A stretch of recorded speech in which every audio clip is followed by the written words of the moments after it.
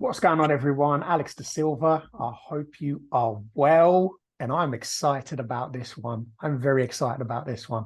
I don't want to do the introduction disservice, but I'm gonna try.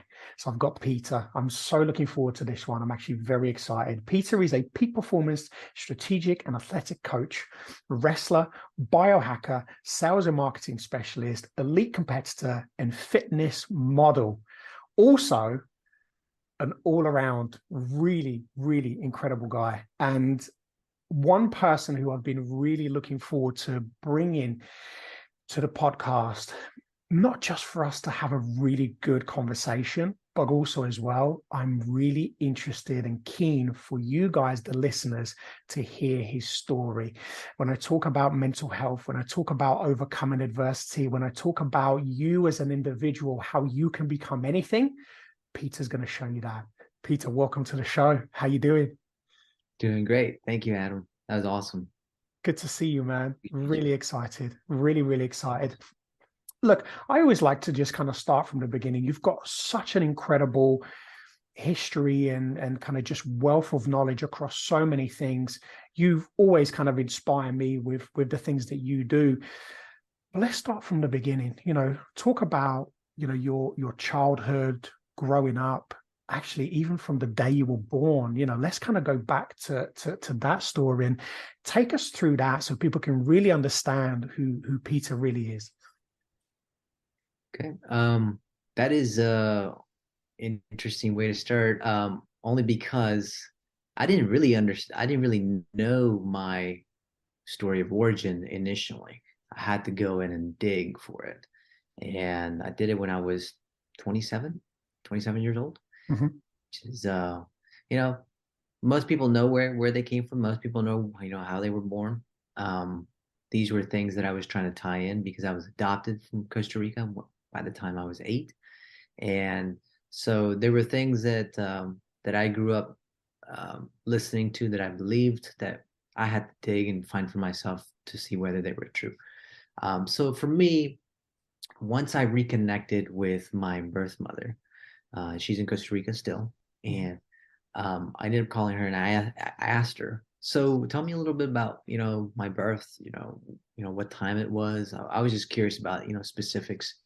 And I mean, her story just blew me away. She already had 2 kids at the time, and her husband, who I was named after, he was going back and forth from Costa Rica and Nicaragua finding work. So he was in Nicaragua at this time when she was Nicaragua while she was um, in labor.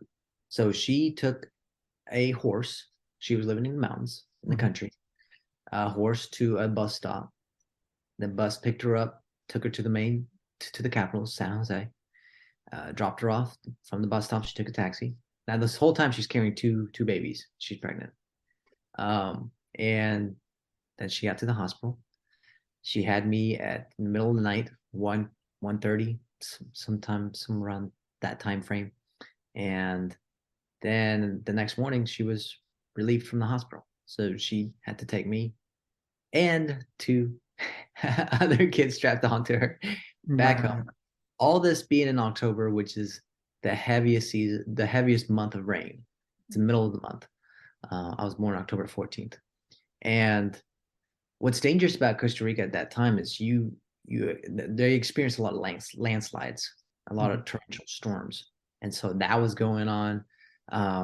So when she went back, took a taxi back to the bus stop back to where she dropped off the horse wasn't there, so she walked back home carrying three kids. It was the middle of the night. She said it was the middle of the night by that time. Wow. Yeah, and in the mountains there in Costa Rica, you can hear jaguars. Mm. We're all, making their sounds, trying to lure people in. I mean, so it was a dangerous time for, to be out there, 3 babies. Mm. Yeah. But yeah, that's where I feel I have that inherent will and strength Mm. that comes from my mother, Yeah. birth mother. Yeah. I mean, we've only just started, and wow, man. I mean, this is, two things. I think, so much love and, and light to your mum. for her courage, to go off and do things like that. Latin women have a certain power. I grew up in Brazil, and my grandmother had 13 kids, and I was like the 14th. I was like the 14th child. I was born out of wedlock, didn't know my father. So when I hear stories like this, it always sends a shiver, because, you know, there are certain women who just have that unconditional love and unconditional power, where they'll go through, to any lengths, to protect us and to look after us. Go into that story, because things obviously changed, right, for mom, and circumstances weren't always easy. So what happened shortly after that, my father, he was working as a ranch hand for many different uh, ranchers at that time, employers. And so he was trying to make ends meet. So he started stealing cattle, calves. So he would take them from one ranch to another, sell them, Mm. and he got caught. And in Costa Rica, when that happens, the penalty for that is death. And so he got the electric chair. Oh, wow. And it was something that I believe was handled by the ranchers themselves, by the employers. Hmm. So it was pretty much of a sudden occurrence.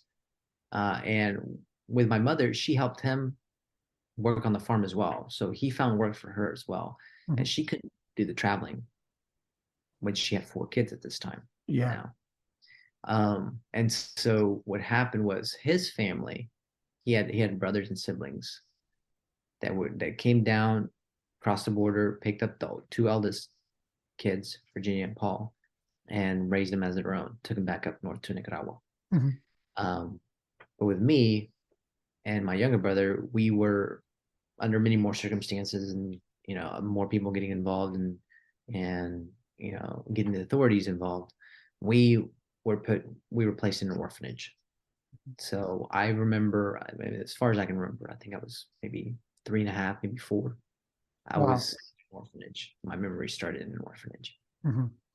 Yeah. Wow. And how long were you there for? And what was that experience for someone, being at home with mom and dad? All of a sudden things just, and I guess for us, especially being little, things seem to always happen so quickly, you know.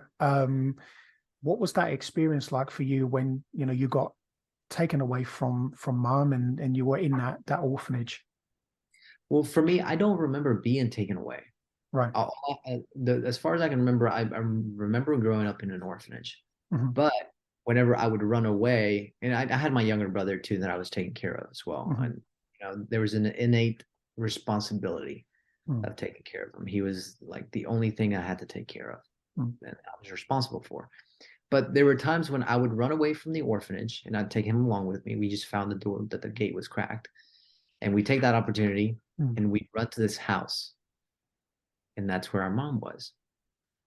Okay. I just knew where she was somehow. Yeah. So yeah, that was quite interesting. And how But old were you then? I was I was probably between 5 and 6 when I was doing that, when I was running away, and 7. Yeah, Wow. most of my seventh year was during the adoption process. So Hmm. a Yeah. lot of that stopped there. Yeah. But yeah, I just knew where she was. And isn't that fascinating? We always know where home truly is, right? I think there is this heart soul connection that we have, especially to our birth mothers, that it's almost like a beacon. We know exactly where to go, and how to sort of to reconnect.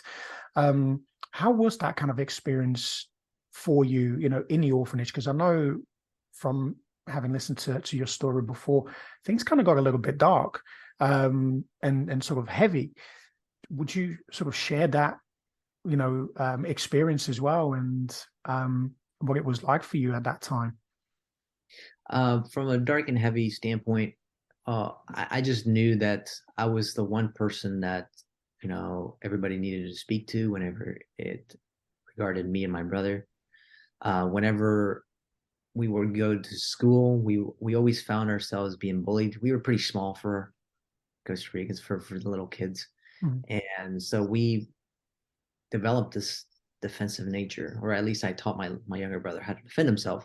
And mm, many times, um, it was funny because there were a lot of kids that tried to bully me that I just you know, flipped that narrative on their head, and I ended up turning the situations around, and they ended up becoming my good friends, and also kind of like little mafia protectors for my brother as well. mm, A fun scenario was during Halloween. My we didn't get a lot of gifts, but mm, when we did, we'd keep it for a day and then we tear it up, just mm, because that's how we valued things. We really didn't value them that much, but for that moment, mm, and we didn't want to share that value with anybody else because we just weren't good at sharing as kids. So like we'd get teddy bears. Somebody, the first person to get it would have their time with it, and then tear off a limb or an ear or whatever. And then it's like nobody wants the bear anymore. So my younger brother found a cape, and I'm not sure. I can't remember if it was a red cape. It was some that reminded him of Superman. So mm. it's Halloween, so he was running around like Superman. And the oldest kid saw that he was having fun with it, and so he ripped it off his neck. And so I found him crying around the corner of the house or something. I was like, dude, what's wrong? He's like, Fabian, stole my cape. And that kind of infuriated me. I was half Fabian's age. Mm, And I remember finding him, but I found like a stick or like some rebar or something lying around. mm, And his back was towards me. He was hanging out with the other kids. And I smacked him like behind the legs or something, mm. and it put him down to his knees, and he was crying, and I just ripped it right off his neck, and I gave it back to my younger brother. And so, from that moment on, he never picked on us. In Mm. fact, there was a time when he was walking Ben to school, and there was a dog that chased him, and Ben Wow. was the slowest, and Mm, it got to Ben and munched him right on the buns. mm. And so Fabian ended up turning around, choking the dog, and releasing him. And he was able to get Ben home safe. But when I heard about that story, I was like, good, that should have happened. Yeah, yeah, For yeah. you start running faster. Yes, is a yeah. So two points to that story. Thanks for doing that, and get quicker on your legs Yeah. for So, sure. but yeah, and then there was another scenario. It always happened around Halloween for some reason because I think that is something that was really for us in the orphanage. That's when we would get candy. That is Mm, when all the free, candy, all the toys would come to us. And so in the classrooms, we'd have this piñata, and the kids would break it open, and everybody would have a basket ready to fill. I somehow would find two baskets, mm, and I remember, shoving kids around, and I would get if most, not all the candy, and because I knew that Ben wasn't going to get any. He was going to get shoved around in his class. mm. And so whenever I left class, when I had my two little buckets of candy, he was sitting on the steps crying. His bucket was empty, and I was like, "Dude, what you crying about?" He's like, "All the kids shoved me around. I didn't get any candy." I was like, "Don't worry, here you go." So Yeah, I always had something extra for him. yeah, yeah. So That's such an amazing spirit, at such a young age as well, to have that protection for someone.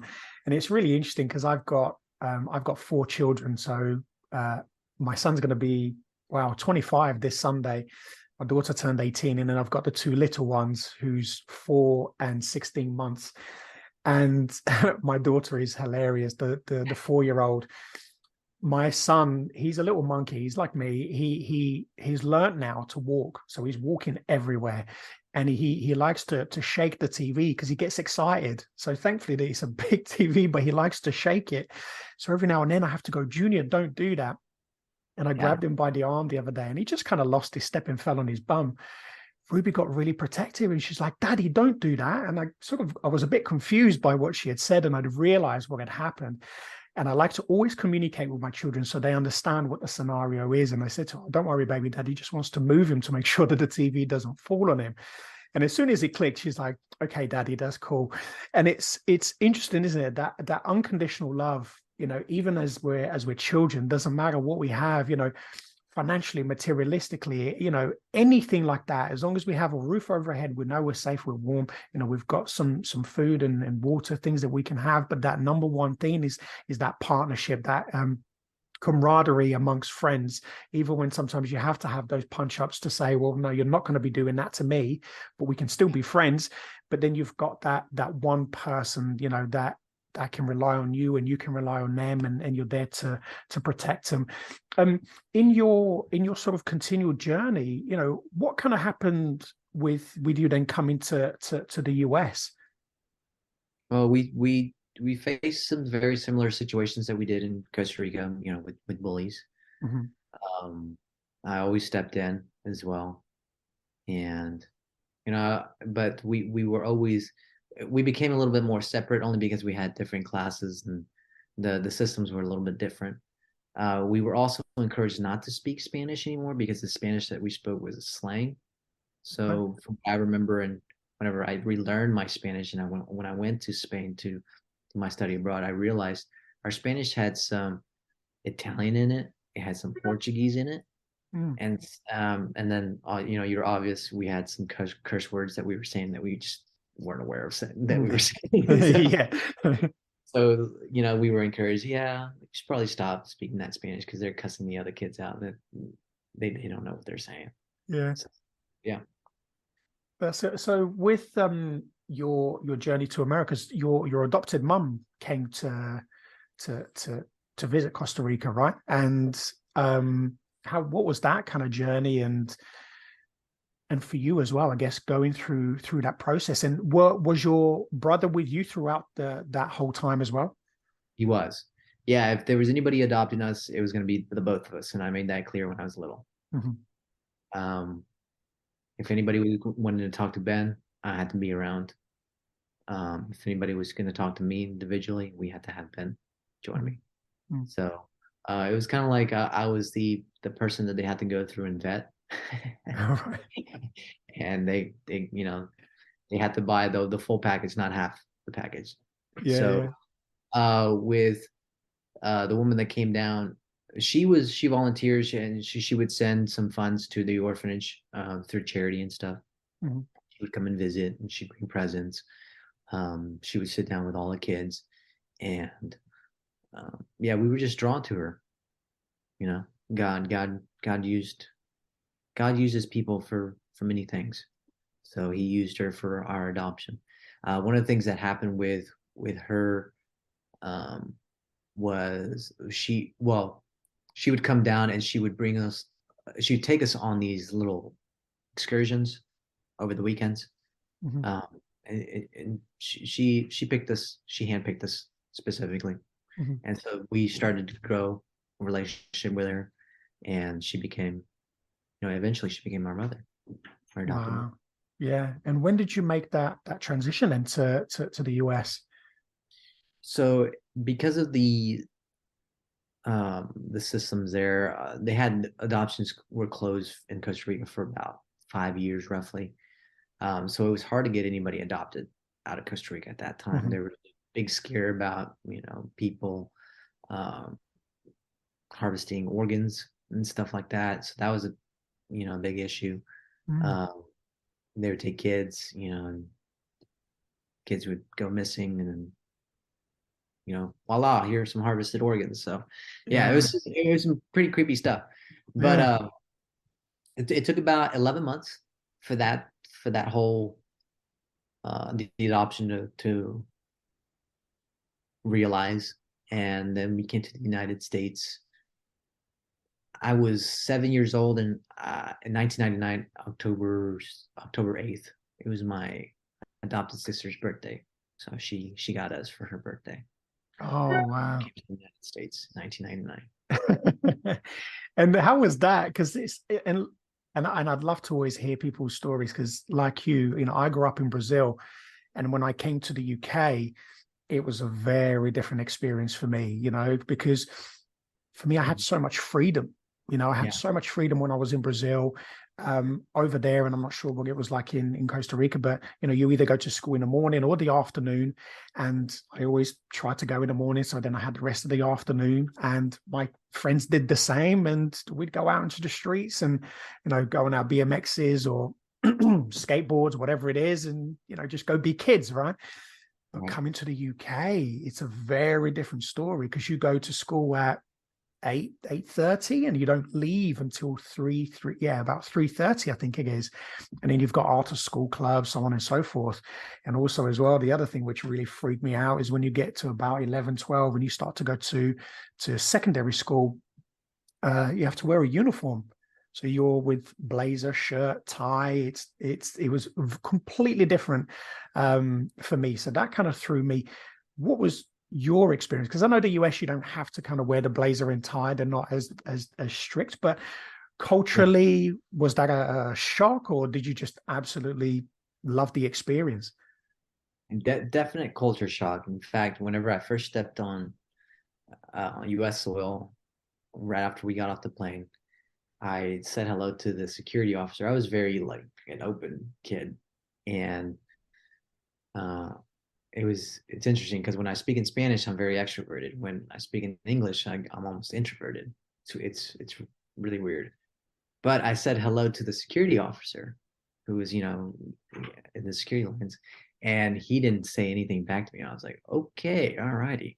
Yeah. And I was like, it is because I said hello to him in Spanish, and to him he was probably like, who's this kid? Like he's in the U.S. He needs to, speak English. Mm, So I think that was my initial response, was to kind of just, okay, we're gonna become a wallflower. We're gonna just observe, see how people operate, you mm, know, with each other, and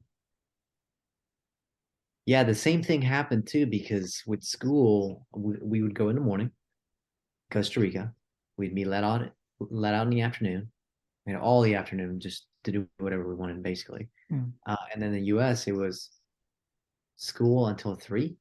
mm, We were waking up at 6 a.m. just to hit the bus mm, and get on the bus. And so that was a big change. We weren't used to waking up that early. mm. Um, and then with regards to uniforms, we didn't necessarily have to do the uniforms until we went to a private school. Okay. Yeah, and those were mandatory. Mhm. But yeah, they're very similar experiences that you and I share on that front. Yeah.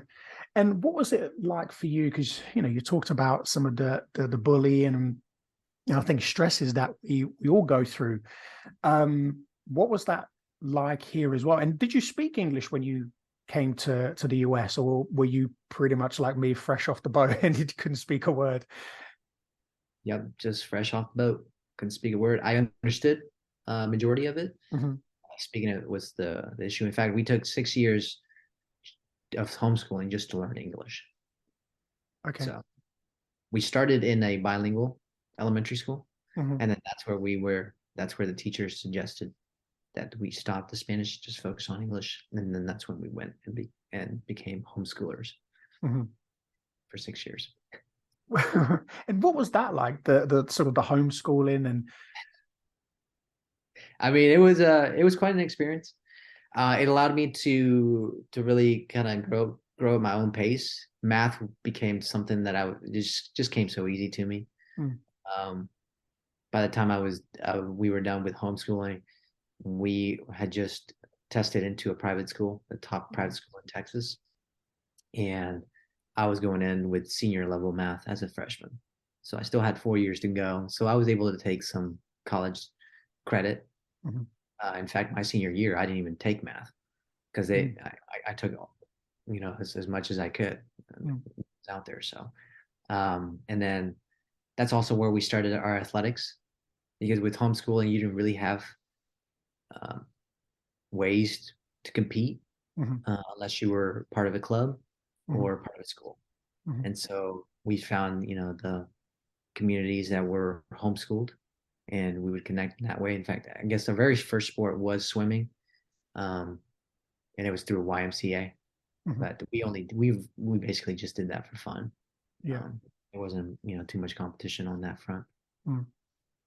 Did you always have that competitive edge and that kind of drive, or was it something which you sort of found when you started to kind of do the swimming and fell into the wrestling? A little bit, yes. I think that competitiveness really came through just growing up in the house with my brother, and we ended up having our older siblings. They were adopted as well, about a Okay. year and a half later. Hmm. Um, and so my oldest brother became or added to that competition. We were very good at video games, Hmm. multiplayer games. I would win the majority of them, but they would level up too, and so it was just a way, for we just build that competition from the home. Hmm. And whenever we started in high school, that's when we were ready to basically let it out. Hmm. We just didn't know what sports we were going to be good in. We knew we Hmm. were good runners, Hmm. but we really didn't have much to base that off of other than Boy Scouts, because we did Boy Scouts for a little bit as well. Yeah, yeah. God, that's interesting. I did the Boy Scouts as well when I was little. I was a Cub first, then did the Boy Scouts. But I got kicked out because I was cheating. Uh-oh. Yeah, I was being a bit cheeky and yeah. Cheeky. And you have to learn, right? You've got to live and learn these things. Right. And then eventually I came to the UK anyway, so things changed. But um I love I'm a huge fan of UFC, MMA. I've been, in martial arts, even if it's kind of learning on my own from the days of Bruce Lee, Van Damme, like all of those kind of big action films, to then eventually going into it myself. So I learn a lot around the wrestling part, through watching UFC, especially kind of like the big American competitors. Um, how did you come about, wrestling, and what was that like for you? Was it like an immediate, right, I found my home, or did you get your ass kicked a few times and went, what am I doing here? That's an interesting question because I learned about wrestling initially when I started at the private school. Once we were done with homeschooling, we tested in um, that the summer in between, they typically had like an athletic program where all the kids would come in and just it it would just be a program just to keep kids on their toes throughout the year. Mhm. Um, and that's where we initially were able to base where we were competitively on a running standpoint, stamina standpoint, um, with other kids our age. And we found that we were very fast.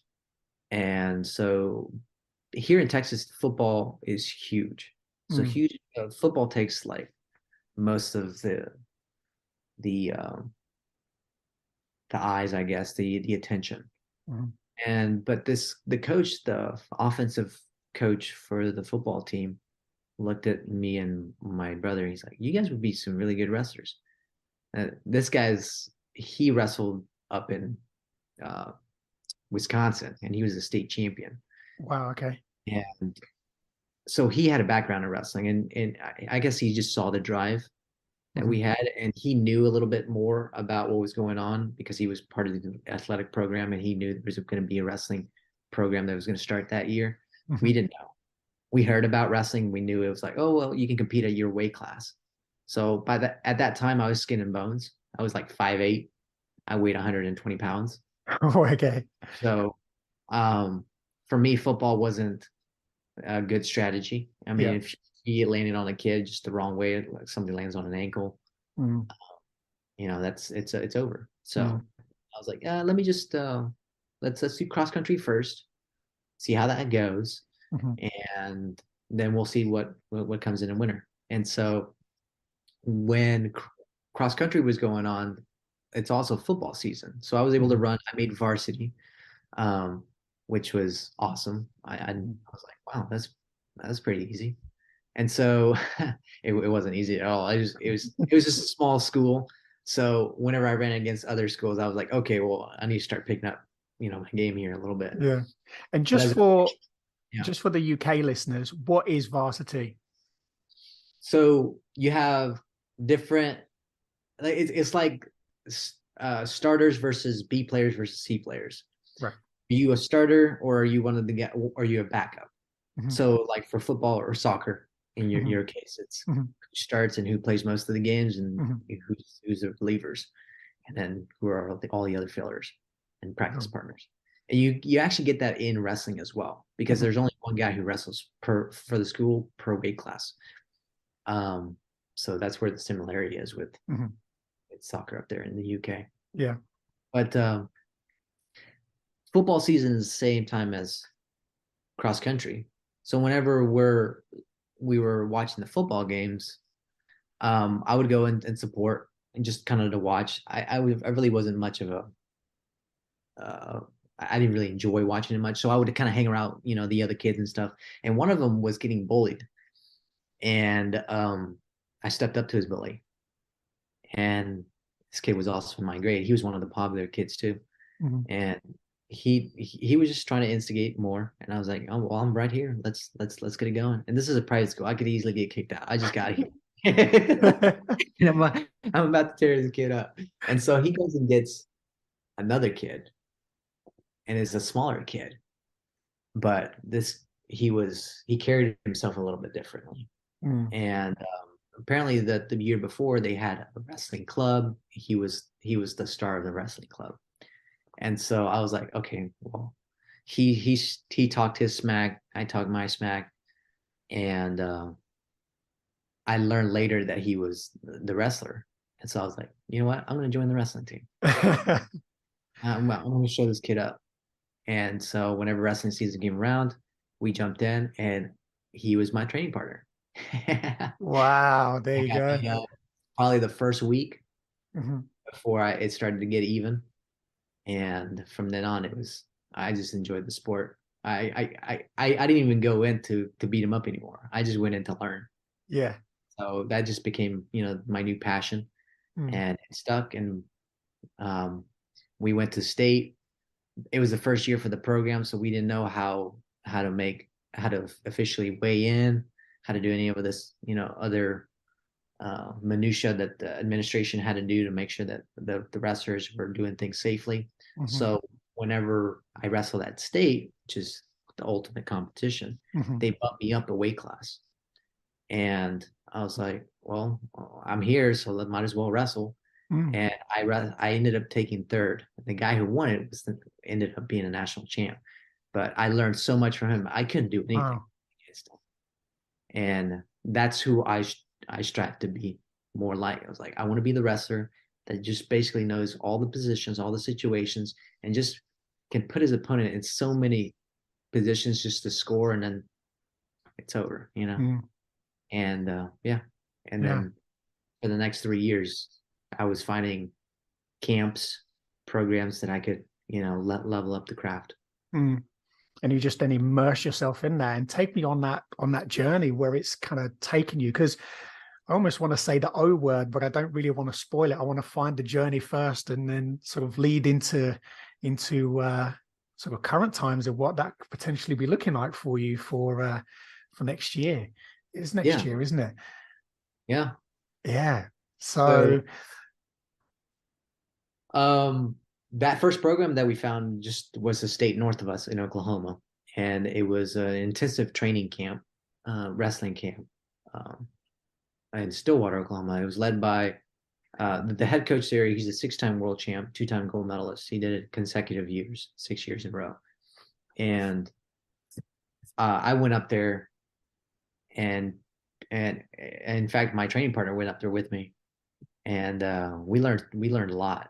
It just I I don't know. My younger brother didn't like it as much at the time, or I guess he wasn't ready mhm. yet, to immerse himself that much. So I was the only one in the family who went. And it's a 10-day program, and on the 10th day, you finish with a 12-mile run. Yeah, so it's That's like tasty. that's a 20K. Yeah, that's a 20K. Yeah. I was the second one done. Every year, I was always second or third. There was always one kid who was faster than I was, and um, but uh, but yeah, I learned, and that exposed me to even more. Mm, uh, kids who were coming in from different states, and I learned that Texas wasn't one of the high-ranking states in wrestling at all. We were mhm, great in football, but mhm. when you got to wrestle and partner with kids from Pennsylvania, you learned a couple of things or two, from those kids. And I did that every summer until I graduated high school. Mhm. And what does it take? Because you mentioned there a number of times about taking second. There was always that one person there. Yep. And a lot of people, even just in their day to day, people are like, yeah, I'm comfortable. I'm good. I'm happy. And mediocrity, has become the best thing ever. And, but I've kind of learned, and you've shown through the hard times, sort of growing up and everything that had happened, that there is a next stage. There is the next stage. What does it take? What did it take you to go from? Because I'm sure for you, and just you talking, I getting frustrated because I know what it feels like, especially when you're competitive and you want to do more, you want to do better. That there is that thing, in the mind, in the body, where you're just like, I'm not going to give up. What did it take you to go from that second to then being the winner? Um, Grit, there's a sense of never quitting. There's always another peak that must be climbed, and the good thing about being second and third is it's not that far away. Mm, So it's almost motivating. mm, Um, whenever I whenever I graduated, I actually went to OK State my mhm, first year, and I was there on academic scholarship. I ended up applying late, but most of the kids that went in there and applied for athletic scholarships for mhm. wrestling, these kids were nationally ranked, all Americans. All Americans means you make the top eight at the big national tournaments. Wow. I never made it to the top eight. I was ranked top eight, but and that was in the private school sector. Mhm, So I went up there and I walked on. Um, and as I trained with that group, I was in the bottom of the totem pole. This was the farthest from the top I had ever been. And so mhm, I was almost, I wouldn't say I was discouraged, but I knew where I was at in the midst of, all the other athletes. So I was like, okay, I'm a little further back. This is a day to day, effort. We're going to grow 1% every day, 1% better. Luckily for me, I had guys who were training for the London Olympics near mhm, my weight class. 133 or 60 kilograms was Coleman Scott. He ended up taking bronze that year. mhm, And then my training partner specifically, who I would train with after all practices, and they were much longer than they are now. mhm. Um, he took fourth at Worlds the year before, and he weighed like 10 pounds lighter than I did. But Mhm, he would just throw me around like a rag doll. And I was like, how is he doing this? And so mhm, as I developed in that one year, I felt like that one year I learned more than I did in all 4 years of the prior in high school mhm, prior. And so my identity started to change, mhm, and school wasn't as important to me at that time. So I was faced with a dilemma at that time too, because I went to school for academics. So my mhm, parents, they basically told me, you have one or two choices. You stay here, you figure out how to pay for your education and you wrestle, or you come home and we pay for education, and that's that. mhm. And they gave me basically like an hour to make this decision. And so this is about the time when I'm ending my second semester, and um, I don't even know if I'm going to stick around there just to Mhm, train. But that's when the season started for the international styles, freestyle and mhm, Greco. mhm, And so my hopes were to stick around and stay there and then mhm. further develop. I didn't go that route. I decided to pursue other people's dreams. And so Uh-huh. I took the next 7 years to get them off my back, finish school. I ended up finishing with 2 degrees, one in Spanish, one in biomedical engineering, and then two minors, one in mathematics and the other in mechanical and energy engineering. So Mhm, there were many things that I did just to make sure I I had a safety net basically. Yeah. But when I look back and I encourage other people just to become the best version of themselves. You go Mhm. all in on not plan B, plan Mm. A, Mm. because then you don't lose this time. Mm. So once I graduated in 2018, I looked for a job. I got into sales. I was done with engineering, um, at least for then and now. Yeah. So I wanted to develop different skill sets, communication specifically, Mhm. and sales was one of the things that was going to do that for me. And so I went through the different sales programs, selling in different verticals, new home construction, physician recruitment, logistics, Mhm. and I faced a lot of success in every single one of them. Mhm. Um, Different circumstances kind of allowed me to kind of change through. Mhm. But then COVID hit, and that one was the one that kind of put me back on track with wrestling. Mhm. I started listening to Audible books. One of my main ones when I would go around was David Goggins' Can't Hurt Me. Yeah. And I followed a lot of his instruction. He's like, don't listen to music while you work out because you won't have it there when you need it, Mm. when you need to perform.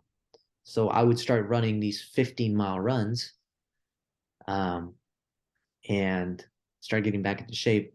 And I did this within a 2 week period. I did four 15-mile runs, and I went to a point where I just couldn't run anymore because I had the same or similar stress fractures in my Mm. ankles from running so much, from not training at all to all of a sudden, running Yeah. these half marathons. Um, but while I was out there, I was praying and I was listening, and I found that person that I lost. I guess that that hungry Mhm. that hungry wolf Mm. that was there for just biding his time, just waiting to come out. Mm. And I started wrestling. We had the last chance qualifiers. It came through in Texas. Texas was the only state that had any open competition because of COVID. All the other states were shut down. Mhm. So team trials came down to Texas, and I had a three days notice to cut 15 pounds and jump in. And I wrestled Greco, which is a style like I thought I Mhm. had an advantage in. Not so much. There's not a lot of experience that I had in Greco other than in high school, and that's when I shut it down. But Mhm. 10 years coming in and wrestling these kids who were at that level was Mm. different. But I realized that I was just as strong as them, just as fast as they were. I just wasn't there technical, Mhm. right? So I was like, okay, so there's a lot of groundwork that I need to make up here. Mhm. And so that's when I started locating and calling coaches, and seeing who was available in my area to train with. And yeah, it started, one boulder after another. I started moving them and clearing the path, and this last summer I ended up calling John Smith again. Mhm. He recognized my name. He didn't know my face, so and it was hard to get him on the phone because he has so many kids that are trying to get into that program. Mm. And so he was doing a lot of the recruitment aspect of the coaching job. And so I ended up finally getting his number. He sent me his cell phone number, and I texted him one day, said, "Hey, I'm driving up. I'll be there at 1." and, and I caught him in the meeting. He was just leaving. He was about to go to lunch. Caught him for like 30 minutes. It took me four hours to drive up there. I spoke to him for 30 minutes, and then I drove back. But in that conversation, I told him, here are my goals. I have 2 years to get in the best shape that I can to compete at the Olympics. Mm. And I mean, I am capped where I'm at. I can't find the room that's going to provide me the environment to grow. And I know this is the one that's going to do it for me. And so he just basically looked at me and said, well, if you're serious, then get on up here. And but don't come for another 2 months because there's no wrestling going on. It was the middle of the summer. It was kind of their Mm. break season. So that's when my wife and I ended up packing our things from Texas and driving up, and getting here for the first day of practice. Yeah, Wow. Yeah, I've grown since a lot. I I mean, can it's crazy. imagine. Because just for context, when did you stop wrestling? What age? I was 20. And when did you start wrestling again? I was 30, and by a week I was 31. Right. Yeah. So in Well, 11, yeah. when I wrestled at OK State and I left, and then I Mhm. came back to OK State, it was almost an 11th day, an Yeah. 11-year period. 11-year period. Man, and that goes to show, doesn't it? When the passion's there, and you cannot put that fire out, you Right. know. And when you sort of ignited that fire, you talked about there just kind of that resilience, just not giving up, driving all the way up there just to go and have this meeting, just to be there face to face, because you know what the challenges are. There's going to be so many other kids, younger kids as well, who will have that kind of age, so to speak, age advantage. And but you just never give up. What was that kind of internal conversation, that internal dialogue for you? Because there is obviously a vision there. There's a longer term vision, and bring that to light. And what does that kind of look like on a day-to-day basis, through the good days, the struggles, and but what keeps you going?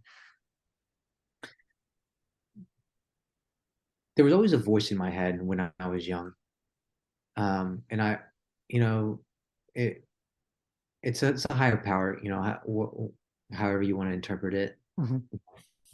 For me, it's my Lord, and so I've always known that presence was there, even when I was a kid in the orphanage. Um, it was that word and that voice that was always a step ahead, always pushing me to be better. It was the one that convicted me whenever I realized I did something wrong. So whenever I went out to run again and listen to David Goggins before my runs, just go out there and pray. That became almost blatantly obvious. It's like you need to get back into wrestling. Mm. This is the path that was laid out for you. This is where you're going to glorify the Lord. And this is also going to create more opportunities along the way for other things. But it also kept me. It's a path that keeps me humble because there's always somebody out there that's better. And just like being third or second constantly, you see Mhm. you see who's ahead, but they're better only because of circumstance, small circumstance, and that's something that you can't really control. Mhm. But because because I'm now in a place where I can grow a little bit more, and I have access to the equipment, to the training rooms, to the partners that are highly skilled. Mhm. Now I have a little bit more of that control of where I'm going to finish.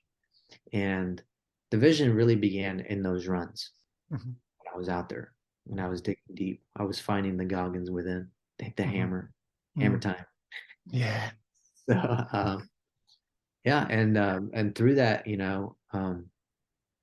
it's allowed me to slow down and really see where I need to grow in other areas, business, as a husband, um, on social media, promoting motivational, inspirational videos for people. Diet is another diet and nutrition is another area that's become huge, Mm. and it allowed me to focus more on the technique rather than going in and focusing on will I make weight at this next tournament. Mm. Because diet really promotes a lot of our performance.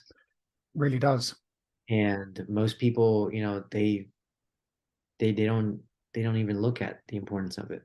And I so there's so many different prong approaches that you can take just from diet alone that's going to help you, develop faster than everybody else. I couldn't agree more. I think it's, and I wanted to kind of dial into that a little bit, just to understand the process that it takes, because connecting with that, with the creator, being able to channel that energy, to connect with it, and to feel, to feel that presence, in everyday life.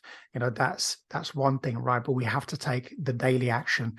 you know the creator will always guide us. He'll always give us that, that yes, no, keep going. There is a reason why you're being challenged. There's a reason why these things are happening. It's all part of your growth. It's all part of your message. As you talked about wanting to inspire others.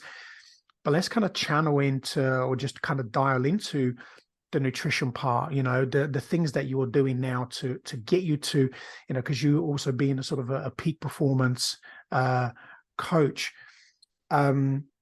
That's something that's so important, isn't it? And it's something that I always look at and I'm so passionate and fascinated by, because we are a mind, body, spirit complex, and in prayer, in meditation, in breath work, we connect in mind, body, spirit, and we allow ourselves to really kind of go within. But on a day-to-day here as the experience, which is us as a man, as a woman, having this human experience, there are actions we need to take. If we want to go into our goals, we've got to make sure we've got that clear mind. We've got to make sure that the mindset is channeled, is taught in a certain way to allow us, even in the toughest time, to just accept and understand that it's okay, not to kind of get taken by and think, oh, I'm crumbling. It's not about the crumble. It's about just going, okay, well, this is an experience. God, show me what this means. Where do I learn from this? So talk to me about how you fine-tune the mind. How do you then tune the body with the nutrition? Because that is something which is taken me years to learn. I'm going to be 43 this year, and I had to fine-tune my nutrition. I've been a vegan, I've been veggie, I've eaten crap, I've struggled with my weight. I have a thankfully not today. For years I suffered from addiction, and with food, alcohol, sex, drugs. I tried to kill myself. And so because of all of these things, I learned the importance, how incredible we are as individuals. And talk on that a little bit, especially with what you're doing and where you're going, the importance of really having that powerful mindset, but the nutrition piece, which I really want to hear and learn from you as well. Right. You mentioned that the almost taking your life or attempting to take your life. That was something that I also faced when I was young. In fact, I was in an orphanage when I did that. So we're over that episode, but we walked away with a sense of self-worth that's undeniable now. And so that's part of the mindset.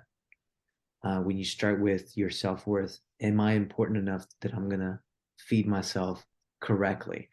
Whether it's reading the right material, allowing the right stuff to go in through your eyes, eating the right foods, getting the right people in your life to speak into your life. All of that fills into the mindset. And it kind of, you can look at life, as being like a raft being swayed around, having no sail, or you can add a sail to it. Right. And the sail is what you have a direct, how do I want to say this? You have the ability to build it or allow it to set in for you. I guess I'm talking mostly on the boundary side. Like there's certain things that you can let in, certain things that you don't want to let in. So you have the ability and control to let those good things into your life. And that's going to allow you to build a sail, to travel wherever you want, and navigate the world wherever you need. Yeah. So with regards to the diet aspect, so diet for me was very interesting because whenever I was going through the sales and not working out in corporate and not working out often, I was starting to gain, I wouldn't say I was trying to gain too much weight, but I was starting to get soft. And I didn't like getting soft. There's just something about it. I'm like, nah, I can't do this. I get you. So I started tampering into different diets. Keto was one of them. vegan's another one that's really worked for me. Hmm. Keto was the one where I definitely went in kind of off. I don't want to say off the deep end because it's meant for, it has its benefits, Hmm. right? But from a performance standpoint, for me, it doesn't. Yeah. It's not sustainable. So the vegan keto is what I typically work on. And the reason I do that is because you want to be able to fuel your body, not just for performance, but also for mental clarity Hmm. and that mental performance as well. Focus. Everything that we digest, and all the things that we need mentally is all processed in the gut. Hmm. And so your serotonin, your dopamine, all those neurotransmitters, that's produced in the gut and they're Hmm. transferred up to the brain. And that's, they're released, throughout the body and Hmm. whatnot. But then you also get the molecules that produce your testosterone or Hmm. your, what's the woman's called? I can't remember. Any, anyways, so you got your testosterones, your different types of hormones, Hmm. your regulators, and everything like that. So once I started to really dive into the vegan diet, I started to understand, okay, so what are the things that are really going to help me push to get the keep me focused, allow me to access peak performance and build stamina. And so those were some of the things that I looked into. I'm huge into cruciferous green vegetables. They've allowed me to 10x my testosterone production. It's an enhancer. I don't have to Hmm. take TRT or anything like that. It's all natural. Comes from Yeah. whole foods. Hmm. Uh, that, in fact, is a great look into ATP production. So Hmm. when plants go in through photosynthesis, Hmm. they're creating ATP, which is the food and energy source for them to grow and to produce oxygen. And so we can actually do that in our own bodies. And one of the biohacks that I've also gotten into is um, red light therapy, photo red light therapy. I've seen you post. Yeah, I've seen you post around that. Yeah, and so just recently there was coach who was interviewed. Um, I watched the interview. He's the head nutritionist for one of the programs that's been destroying the wrestling scene for the last 12 years. I think they won 10 out of the last 12 years Wow. as a team, and it's a very new team as well Hmm. with new coaching. But he looked into it. He was also into combat sports, and he transitioned to Ironman and running and swimming and Hmm. stuff like that. And so he started to develop a system for diet and biohacking that promotes the ATP growth for these combat athletes. And all the athletes that are on the program, that they recently won the world championship for the US, all of them. Wow. And they were all medalists. It was crazy. And so I started looking into it. I was like, I'm actually doing this stuff, but I didn't realize there was a deeper level Hmm. into it. So the more research I dived into, the more I realized, oh, I see how he's accessing ATP production. That helps our mitochondria Hmm. produce more testosterone, produce more ATP, Hmm. um, helps uh, shorten our recovery cycles, Hmm. boost our stamina. I got the training mask um, Hmm. that helps with.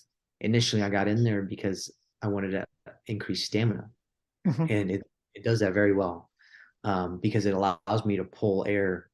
It forces me to pull air Yeah. deep into Hmm. the gut while Hmm. I'm competing. Hmm. When I noticed, wrestlers really they were neck and neck and they were going into overtime. They were breathing with their guts. If you go Hmm. to the gym, and you see the guys lifting, they're breathing with their chest. They're trying to make themselves look big. Hmm. But when you're in a combat scenario, you're not going to be breathing with your chest too Hmm. much. You're going to be taking as much as much Yeah. oxygen as you can win. So I started noticing the difference, and I was like, okay, well, this obviously has a benefit to it. I'm going to start using it. It's Hmm. increased my stamina like tenfold. But Hmm. then I did more research on it, and it enhances your human growth hormone. Hmm. Is basically a natural PED that your body produces on its own. You Yeah. don't have to look for, these supplements. to do Mm. it. Your body generates it all. Your hypothalamus is like your pharmacy. Yeah. You just have to know how to access the pharmacy. Yeah. And it's You very smell. powerful. You're talking Yeah. about breathing there and using a mask, because I got into breath work, Mhm. which is something where that whilst I was doing MMA and I did CrossFit, I knew actually when I was kind of finishing off CrossFit, I started to learn about breath work. And honestly, it changed my life. And it's probably been about maybe about 3-4 years now that I've been doing it daily. Yeah. And I've used it on a daily basis. I teach now, and I do it in a ceremonial perspective as well, with so breathwork therapy and healing. And honestly, Peter, I cannot stress it enough, especially from a competitive and sports perspective, doing a breath work, as you mentioned about breathing into the belly. There are certain types of breath that you can use that not only helps to expand the belly, but also then to expand the chest, and it actually helps to grow and fortify the lungs. So you actually breathe. I know it kind of doesn't make too much sense, but because you've expanded the lungs so much, and I found this myself, actually, I sometimes can breathe less. I don't Yeah. need to breathe as, and I consciously breathe, obviously, because sometimes people shallow breathe, but I don't mean in a sense of that. It's because I've taught my body now to, as you do with the mask, you pull so much air in, you force the body to pull so much oxygen in that you're allowing your strength. You're basically, it's like doing bicep curls for the lungs, right? And Yeah. it's the same thing. And I've noticed this. I put it to the test where I literally just keep my mouth shut. I'll push myself towards the end of a workout, and I'm gasping, I'm blowing out my ass. And but what I do is I close my mouth, and I do not breathe through the nose. If my nose is blocked, I'm either going to breathe through it or I'm going to pass out. But I've learned to do that, which is the same kind of effect as maybe what that mask does, but it's just channeling that breath through the belly and just allowing the body to also then relax at the same time, which has helped me to recover quicker when I'm actually working out now. I consciously try to breathe through the nose. And you talked about, when you're Yeah. wrestling, because you're so close to someone, and because you're moving from so many different directions. It was the same in kind of MMA or Brazilian Jiu-Jitsu, where you're probably a little bit more closer when you're grappling. I found that as well. And I always like to train with the heavier guys. I'm probably about 85 kilos now, I think, which is probably about 185, I think. It's Yeah, about 185. And I like to train with the heavier guys, the 90, 100 kilo guys, just to kind of, to help me. So having a 100 kilo guy on top of you, as you probably know from wrestling, is not fun. But allowing myself to breathe through the nose through that, at the same time, one of the biggest things that I learned, and I'd love you to kind of speak on this, is to learn to stay relaxed. And this is that mastery of the mind, body, spirit. Even in that tough times when you're challenging, and this is where I want to hear your review. When you're competing, do you kind of use the same formulas? Like, how does that kind of work for you? So going back to when I was competing at my very first state championship, and I had to face the wrestler who became the national champ. I realized there was a different pace that he was operating in, and it was calm. It wasn't Mm, frantic. He wasn't rigid. He was calm, collected, and almost fluid like. Whenever he needed to tense up, he would tense up, especially if mm, I would try and go in on a shot. He'd mm, make himself a break wall. But that was the only instance where he was rigid, mm, right? So as I further developed in wrestling, I started to calm down. I started to breathe in through the nose more often. All my opponents were always breathing through the mouth, and I would always tell them, like even in wrestling practice, even now, kids who are wrestling up there now that I train with, mm, they'll be breathing with their mouth. I'm like, breathe in through your nose. mm, You get 20% more oxygen if you just breathe in with your nose. mm. and, Yeah. and these guys are calm, right? They're wrestling and they're calm. They're in flow, but they could just access a little bit more. It Mm, could level up everybody's game in that room, mm, right? And so that's that's what I try and teach. Whenever I was coaching kids in high school, Hmm. that's what I would teach them. And but before I would mention any of that, I would wrestle them first, Hmm. and and just to kind of gauge where they were at, but then also ask questions after we were done with our little sparring session and Hmm. see what they learned from me. And almost every single time, everybody was like, "You were so calm. Why are you so calm?" Yeah. So I was like, "It's because I'm breathing through my nose. Mm. I don't have to stress." Mm. Like, when you guys get to a point, right now you're still fairly new to the sport, so I understand the rigidness and the frantic and the anxious movements and everything. But if you just slow everything down and just breathe, breathe through your nose, out through your mouth, and through your nose, deep breaths in through your nose. That's it. Mm. It'll change your whole performance. Mm. It'll slow everything down. Everybody else is traveling at high speed. They have trouble slowing down. If Mm. they see you shooting in with a slow shot, they're still going all frantic, Mm. right? They'll open themselves up to more opportunities for you to score. So Mm. you just keep calm, collected, and you just develop from there. And Slows so yeah, everything down. that is so when you were explaining that, I was like, yeah, I know exactly what you're talking about. Yeah, yeah. Do you have any practices around breathing, breath work? Is there something that's kind of part of your routine, or even, meditation, kind of quietening the mind? I do cold plunges. Oh, I love those. I I used to hate them. did too. I used to hate the cold weather. Yeah. This is actually I hated the cold weather even when I was at OK State my first year back in 2011. Hmm. And whenever I came back home um, from school, I went to the University of North Texas, and we had a major freeze. It froze all of Texas for about 2 weeks, Mm. just iced over. The roads were iced over. Nobody could get to the university. The university was closed. It was during finals week, and I remember um, I never liked the cold, and I had to take the trash out that day, and the trash was just right out the garage door, but we have the side door that we just walk and throw it in, and there was ice on the ground, and it was sunny, and I was shirtless in my pajamas, but I did not have socks on, and I was like, oh great, I have to walk 10 feet to get to that trash bin. It was like a 20 feet or a 10 yard distance, and as I was sitting there, I was like, it actually feels nice out here. And Mm. the area that I was standing in, just right out the door, it has a little bit of an awning, so there was no ice or anything there. So the heat from the sun was actually warming that spot. Mm. So I was standing in the warm spot, just kind of just enjoying the cold for the first time.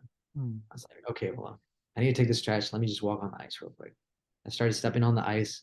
I was like, oh, that's cold, that's cold, that's cold. I run over to the and put the trash into the bin. And as I'm walking back, and I stepped back on the warmth, I was like, that wasn't too bad. Mm. And so I was like, let me just try just sitting here, standing on the ice, see how long I can stand for.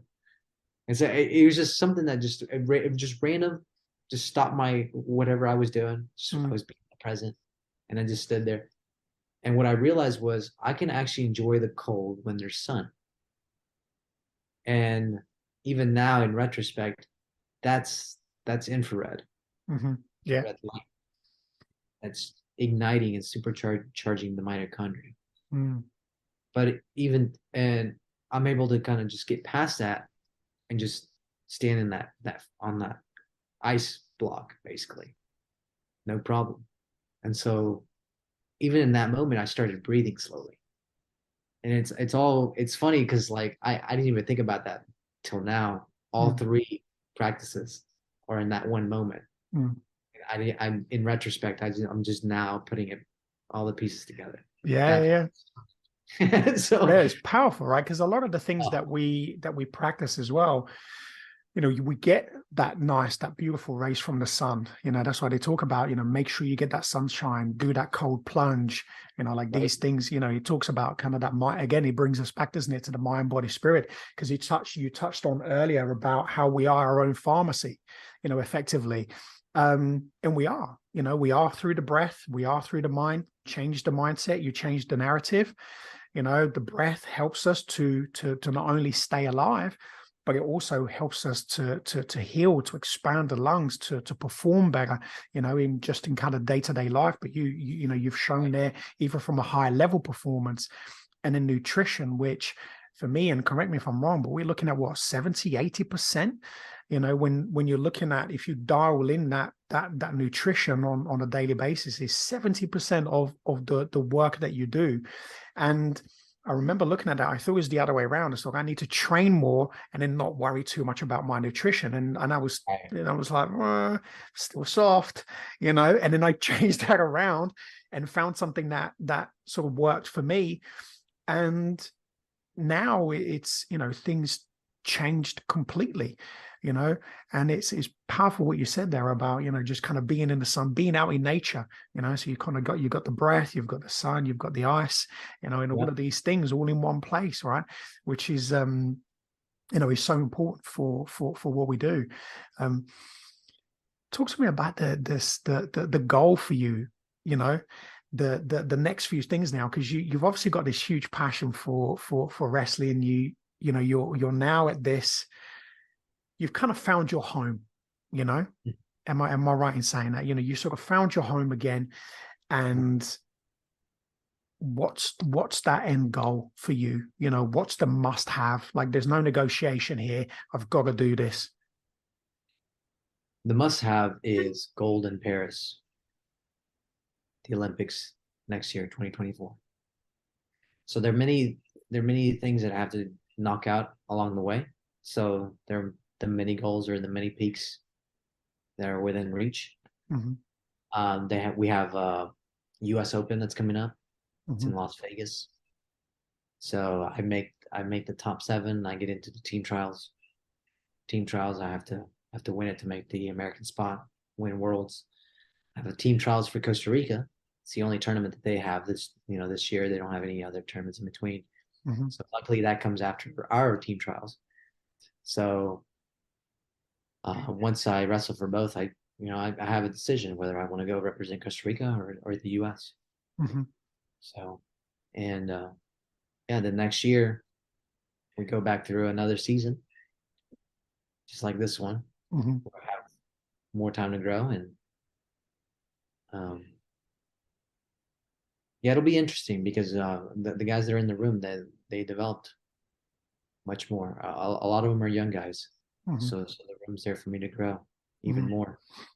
Mm-hmm. But yeah, the ultimate goal is Paris 2024. Mm-hmm. And Yeah. how do you feel about it, in kind of where you are right now, and even as a, as a coach, you and I'm sure you kind of agree with me, we can all eat, our bowl of BS sometimes, but we can also sometimes have to put that down and say, do you know what, this means that much to me that I will sacrifice everything to reach that goal. And Right. it seems that you've done that, with giving it up for 11 years, fulfilling other people's dreams, which many of us do, right? We go off, and this is what I've always wanted to do in my life. And I gave it up for years as a teenager, and now it's something that I reconnected with. And what does that kind of like look for you? Like, bring us into that mind, and and into the journey. Well, back when I was faced with that, it's not a dilemma. It's an ultimatum, Mm-hmm. right? You do Mm-hmm. this or you do that. Mm-hmm. You can't have best of both worlds. Mm-hmm. You have to, in retrospect, I didn't have the self assurance in my self belief in myself to do or stand up for what it is that I wanted to do. So falling back on pursuing somebody else's dream was an easier task. I would say it was the lesser of the two. And so whenever, for anybody who's going to be watching this, if you find yourself in that situation, just stop and think, like, is this what I really want to do? Is this what God put me on this earth to do? Is this going to allow me to access the best version of myself? And if it's not, then there's no reason for you to pursue somebody else's dreams. Pursue what you know is good for you, Mm. and what you know is going to be tough to achieve. What you know is going to be full of hardships and full of challenges. And you know, you're going to put all your cards in. You're going to be all in on the one thing that's your plan A, not your plan B. Amen to that, man. Amen to that. And I'll be in Paris to watch her. It's an hour and a half away for us. So yeah, as soon as you let us know, man, we'll all be there. We'll all be there to It'll definitely be somewhere, you know, Erica's always wanted to go to Paris. She's traveled most of the world. Mm, Just, you know, she was a military contractor's daughter. So, but Paris has been one of the places she hasn't been in, certain places in Italy mhm, that I've been to, and, you know, that I haven't been to that she's dreamed about going. mhm. So it's going to be we're going to be crossing off some bucket list items on that trip. Oh, for sure. But yeah, but also with the I, I I don't feel like I answered your question entirely when you asked me about the breathing, the cold plunging. Mhm, Wim Hof was the one who I looked up initially, and mhm, I found him because I was on YouTube looking for, you know, supernatural human beings that were documented. mhm, I don't know why I was doing that, but I guess I was on break. It was around that same time, mhm. and Wim Hof was one of them. He was known as the Iceman, Yeah. and I was like, maybe this is what he went through initially and got into his breathing. But well, I didn't realize he did the breathing work aspect Mm, of it.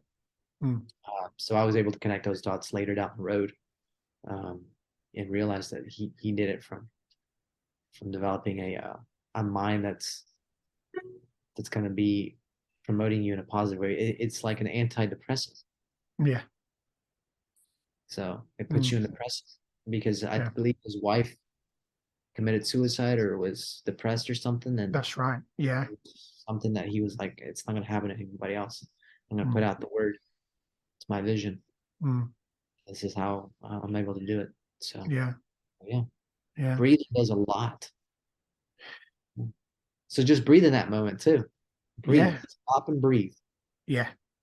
100%. I think one of the, I try to kind of practice and play with the breath and always do different things. And I love my daughter. She's amazing. She loves to breathe, and we taught her to breathe as well. She's 4, and every now and then, if she sees mummy and daddy getting a bit stressed, she'll go, right, mummy, just take a breath. And then she would tell us to take breaths. Come on, daddy, take a big breath.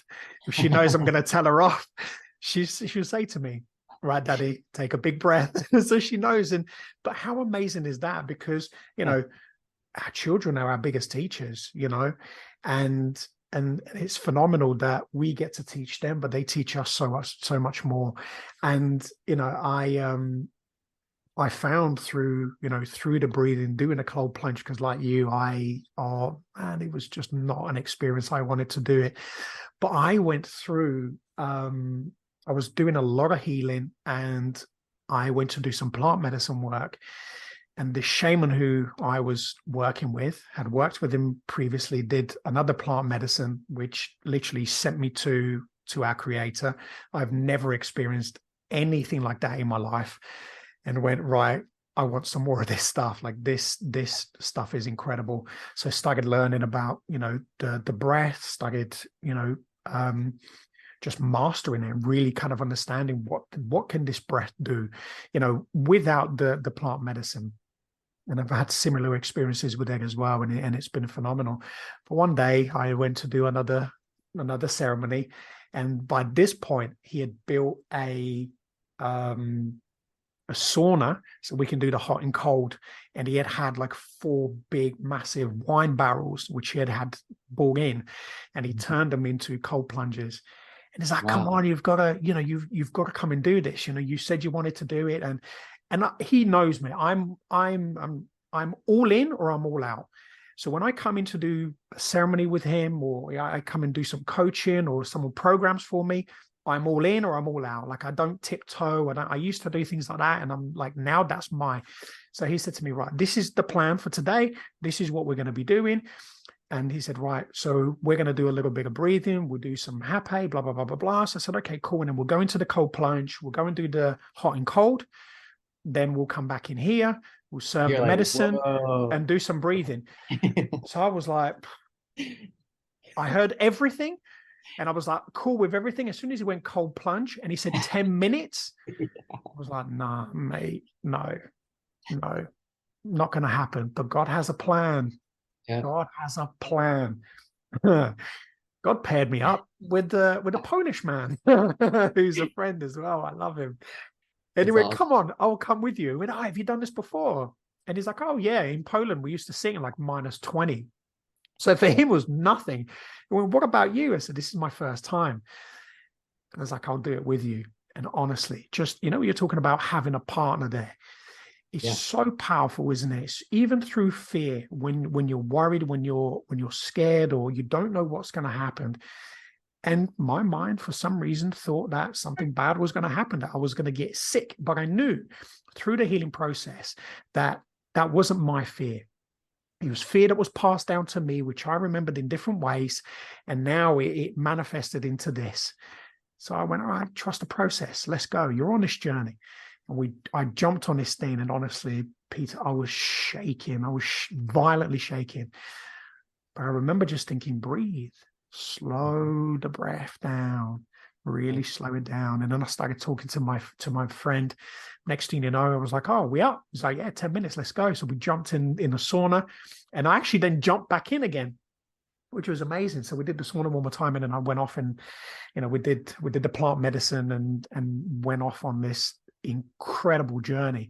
So it is powerful, isn't it? Like when we allow ourselves to overcome the fear, which sort of brings me to this question is, what do you do, when you're faced with fear? You've got so many incredible goals, so many things that you will have to kind of overcome. What steps do you take? What routines? What's the thing what's your go-to? When fear just kicks in. I go to that voice in my head. It's interesting. I don't really, there's not a definite fear that I experience often. Like I don't really experience worry. I'm very carefree. At least I like to think I am. Because I do get frustrated, pretty easily, or I would say I'm easily irritable by certain sounds that I don't have control of, right? But whenever it comes to fear, there's not a lot that I fear. So,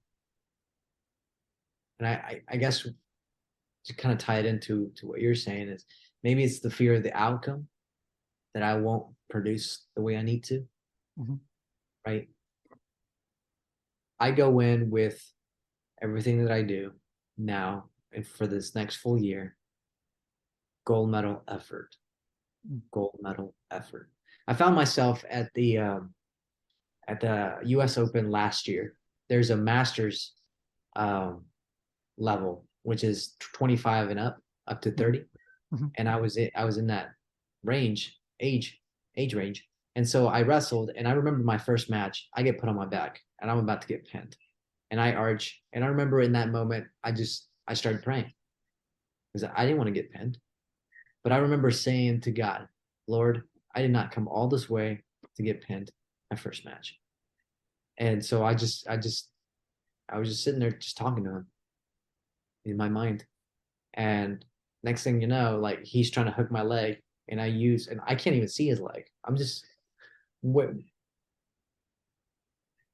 sure you know this from experience from grappling and wrestling. Like you start seeing things, like you start feeling with your limbs.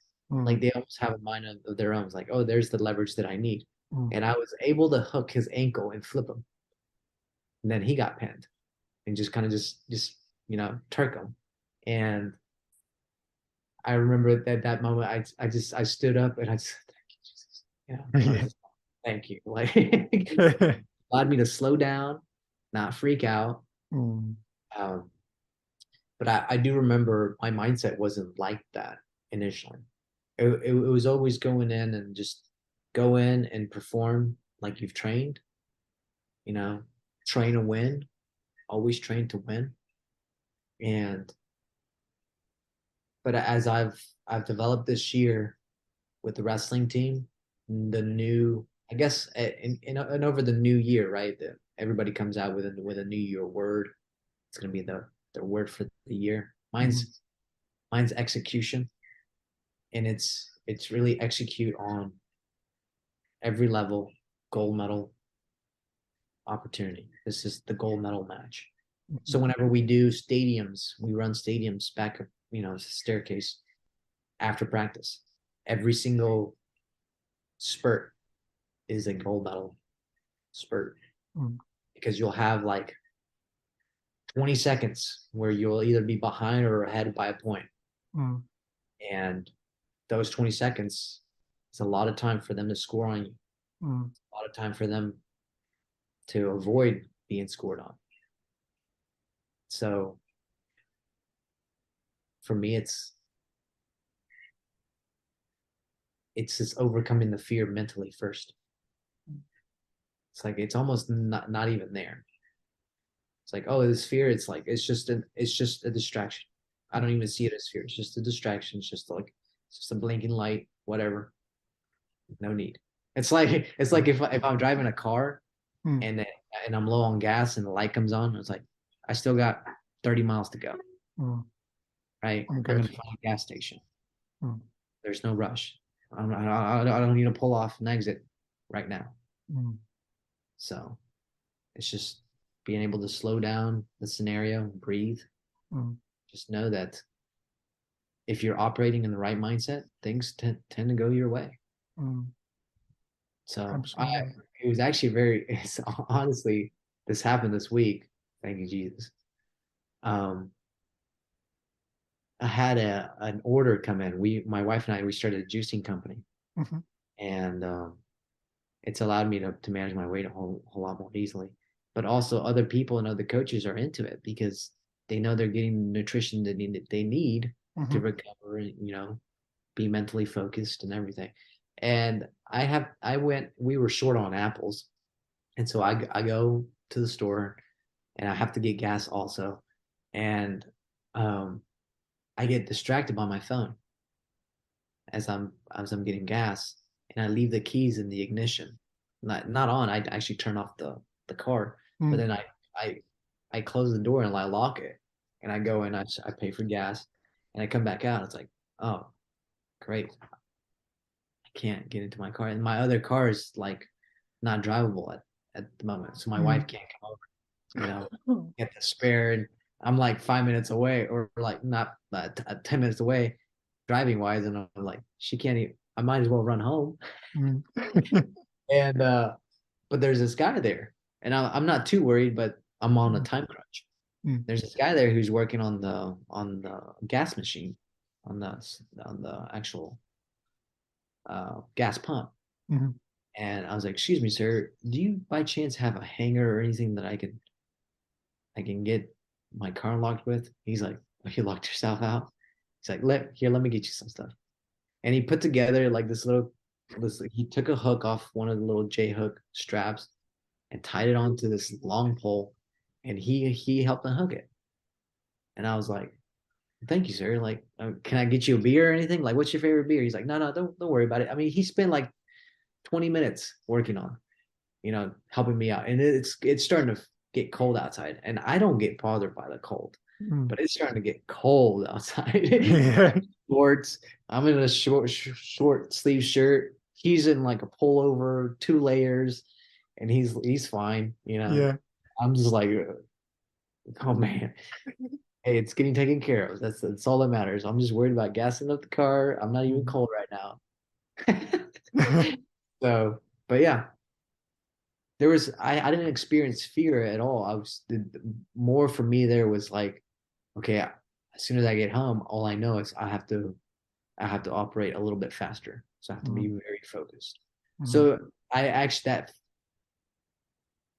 that inconvenience actually motivated me to produce mm, at a higher level. mm. So I guess you could probably just I guess I want people to walk away is like if you experience fear, don't just see it as a simple distraction or as a motivation Mm, to push you along. mm. And It's it how you doesn't need to be interpret it. handled right then and there. Not Yeah. not all fears need to be handled right then and there. So Mm, it's like the gas light that comes on while you're driving. You don't need mm, to take the next exit. You mm. know, get to where you need to go and then take care of business later. Yeah. And that's so important, I think. And I love that because so many people are so much more reactive, than anything else. And especially in society as well, over the last couple of years, everything that's been happening, it seems that, and this is the reason why I asked around fear, because there's been so much fear that's been produced and so much trauma that has come out of this. And it's important for people to always hear a message, that staying focused, staying in the now, staying in a moment, observing the things that one of the things I always say is control what you can, what you cannot control, accept, and it's exactly what you said. The red light comes on. There's no gas stations right now, but I know I've got about 30 miles and I can keep going.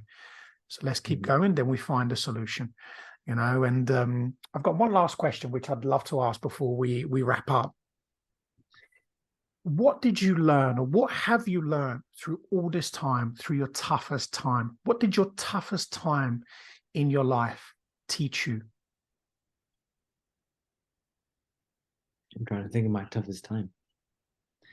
I would say my toughest time was probably when I came back home from Okie State the first go around.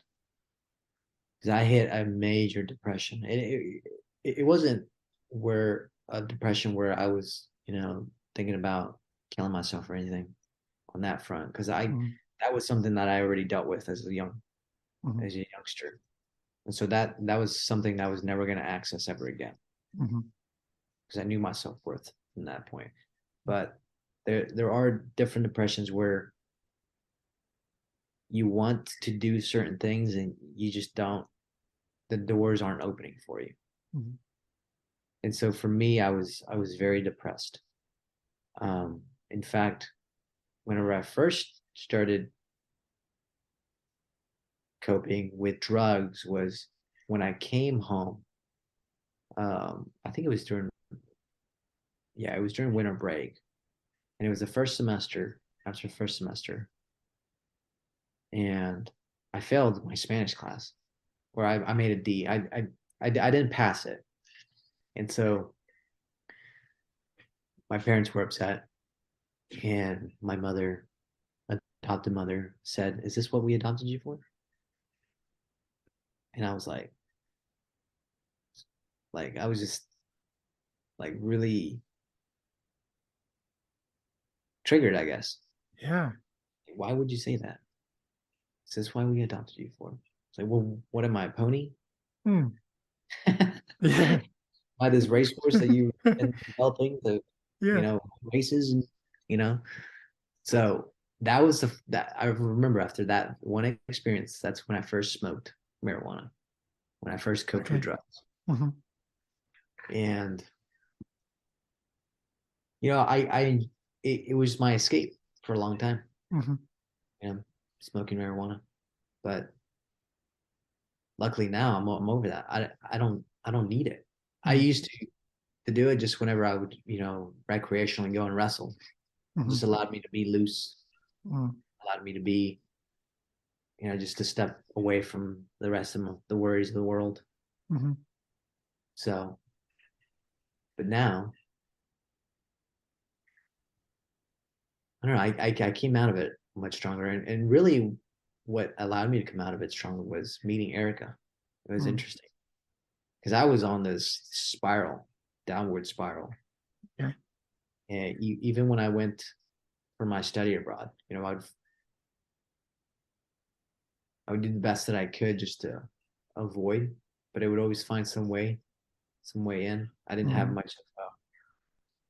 willpower Mm-hmm. against it. Mm, Alcohol, drugs, mm, whatever it was. mm, So, when I first met Erica, we met in a dance room, ballroom dance. And what initially got me there was because, I was in Spain, people were dancing a lot of salsa and, all these Latin dances, and I didn't mm. know a single, step Right. at all. And that's You how just you pick had you just had the good looks. well, even then, I mean, if I couldn't dance or, um, you know, um, show them off, right? Yeah. Show themselves off, then it didn't really do anything.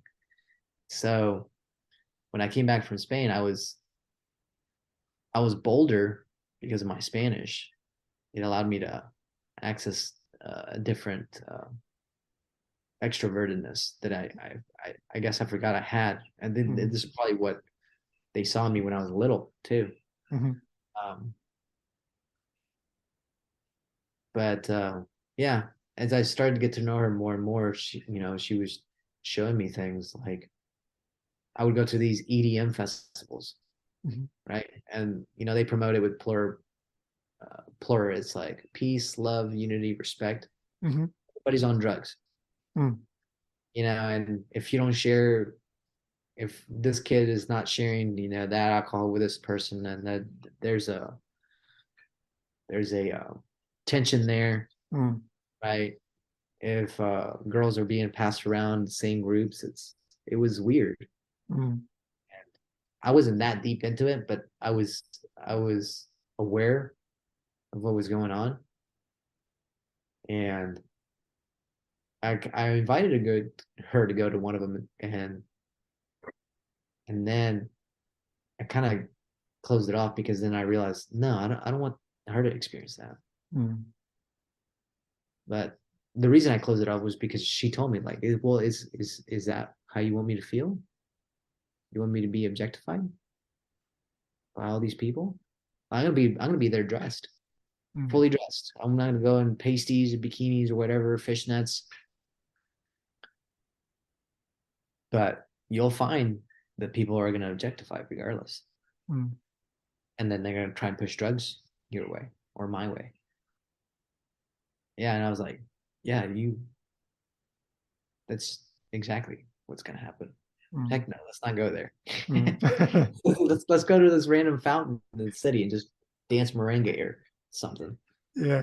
So we would find fun things to do that we didn't even have to pay for it. It was just out there. You Yeah. know, it's like the essence of being carefree. Mm, We'd go and we went to this tree house reserve. Like these people built these tree houses and they held them up like Airbnbs and stuff. You can rent them out oh for wow. days. And so we went and experienced that. It's hotter than hell down there in Austin. We did it over the summer, and that's when they were the cheapest. And I was like, yeah, we'll find but yeah, I mean, as our relationship, developed and matured, I began to see more and more of what the world really was, especially in Mm, these environments. And I was like, yeah, I don't want to take any part in this. mm, This is what was pulling me in. This is what I was coping with, mm, and I didn't realize it was actually taking me deeper and deeper into a depression that I didn't want to keep going down. mm. So, it's very strategic of God, Yeah, man. the way He puts women in our worlds. Isn't it funny? Yeah, and it's so funny how you mentioned Erica there and what you were going through, because exactly the same thing happened with me and Lucy, my wife. Okay. So strange. Yeah. So I was towards the end of my addiction, 10 years, I was off and I was coming towards the end of it, but I was living to die. I'd had overdoses and didn't stop, tried to commit suicide, didn't stop.